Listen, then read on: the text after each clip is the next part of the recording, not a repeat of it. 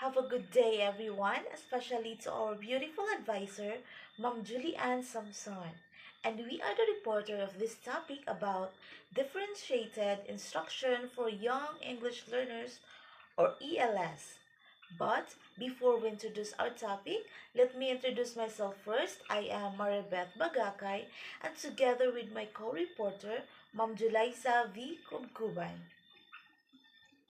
Differentiated instruction for young English learners or ELS is a teaching approach where you proactively adjust your content, activities, and assessments to meet the diverse language, proficiency levels, and learning styles of your students. And its heart, differentiated instruction or the DI, is about equity rather than equality. In the classroom of young English learners or ELS, students are rarely at the same starting line. Some may be newcomers with no English exposure, while others might speak conversational English but struggle with academic terms. So instead of one size fits all lesson, the teachers provide different pathways so that every child, regardless of how much English they know, they can understand the lesson and participate.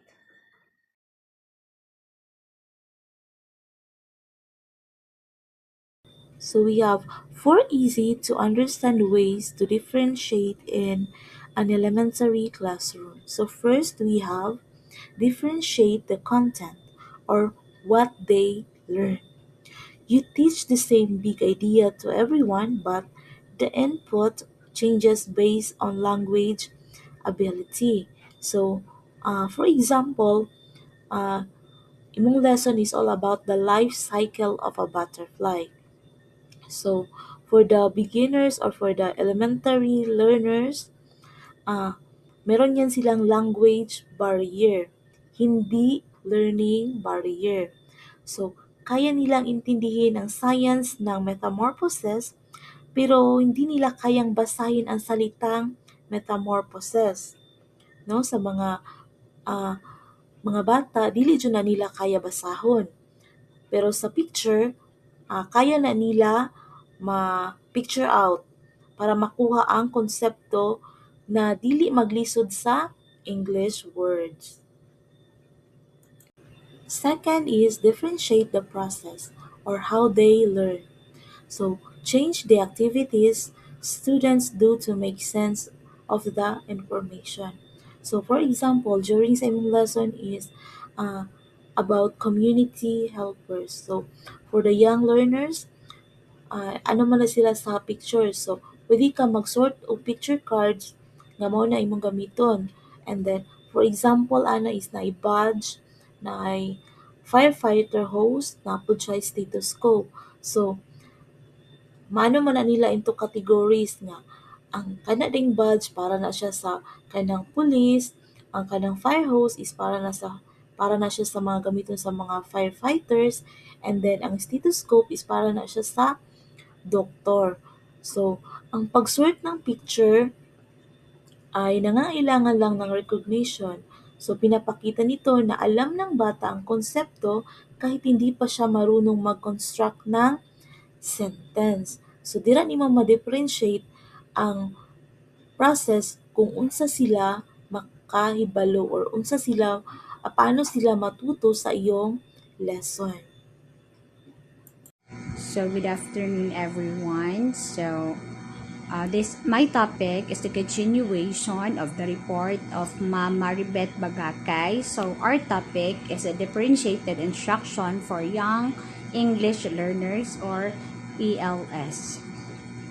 So, by the way, may I introduce myself first? So, my name is Julaisa Villanueva Kuban. So, number 3, differentiate the product or how they show or what they know. You allow students to demonstrate their understanding in different ways. We look differentiating the product. This refers to how students demonstrate what they have learned. We understand that students have different strengths. So we allow them to show their understanding in various ways. For example, after reading a story, instead of asking everyone to write an essay, we can adjust the task based on their level. So we all know nga labi na kung bag-o ang atuang topic sa mga students, labi na ning English, dapat ginatong pangitaan kung asa dapita ang kaya lang sa ato ang mga bata. So, sa beginner English learners, so can simply draw a picture. So, ingon ani atong ipabuhat sa ilaha kay syempre sa ilahang level maglisod pa man gyud na sila og buhat og essay. So, representing the beginning, middle, and end of the story. So this allowed them to prove they understand the sequence without struggling with writing. So ibig sabihin, dili lang sa pagsulat og essay ato ang masukod ang kaalam sa atong mga students. So why not tagaan nato sila og pa-drawing, like mag-start sila sa beginning, sa middle, hantod ma-end ang story. So sa ingon ana nga pamaagi, makabaluta nga nasabdan gyud di ay nila ang ato ang gibasa nga story. Next is number 4, differentiate the environment. So where they learn. So kani nga part is asa dapita maka-learn ang atong mga student. You change the classroom setup to support different needs. So unsa day ni siya? So moving on, we have differentiating the environment. This means changing the classroom setup or the where they learn to support different needs. The physical space should work for every students. So tagaan ta mo og exact example. So for a student who is very new to the language, we can place them next to a peer buddy who speaks their mother tongue. So sa ingon ani nga pamaagi kanang patabangan nimo ang imuhang mga students didto sa estudyante pod nga ga-speak og mother tongue. So naman di mga students nga mailang sa mga teacher mag-ask or mahadlok. So why not ipatry nato sila sa ilahang peer buddy. So sa ingon ana nga pamaagi dili sila mataha. They are confident to ask question para mas masabtan nila og maayo or para mas dali sila makabalo. So this help them translate instructions and feel more comfortable. So next example, for a student who get easily overwhelmed or distracted, we can provide a quiet corner. So ingon ani itong buhaton naman dyan mga bata nga grabe kaayo katabian or dali kay sila ma-distract. So unsa tong buhaton? I-adto nato sila sa quiet corner. So unsaon man?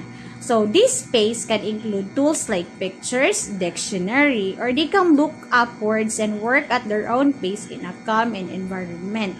So bisag ingon ana sila dali ma-distract, so pangitaan nato sila dapit og where or place kung asa sila dapit maka-learn sa ilang own face nga dili sila god kanang dali ma-distract.